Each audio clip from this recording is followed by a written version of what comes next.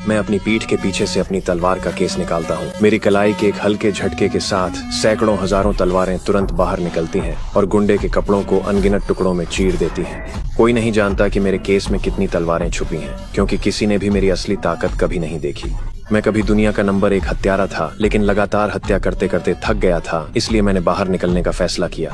जब मैंने बॉस को इसके बारे में बताया तो उसने मुझसे एक वादा किया, आखिरी काम पूरा कर लो, फिर मैं रिटायर हो सकता हूँ। लेकिन जो मैंने कभी सोचा भी नहीं था वो ये था कि आखिरी निशाना खुद मैं ही था। सारे छोर बंद करने के लिए उसने मेरे पीछे 4 बेहतरीन हत्यारे भेज दिए। जैक एक निंजा है जो शून्य में आ जा सकता है।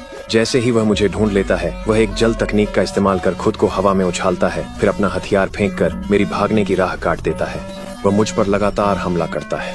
मैं सही समय पर उसकी कमर की रस्सी पकड़ता हूँ और उसे वापस नीचे खींच लेता हूँ, इससे पहले कि वह फिर से शून्य में गायब हो सके। फिर मैं उसे छतों के पार लात मार कर उड़ा देता हूँ। जैसे ही मैं उसे खत्म करने ही वाला था, जमीन अचानक घने काले धुएं के साथ फट पड़ती है।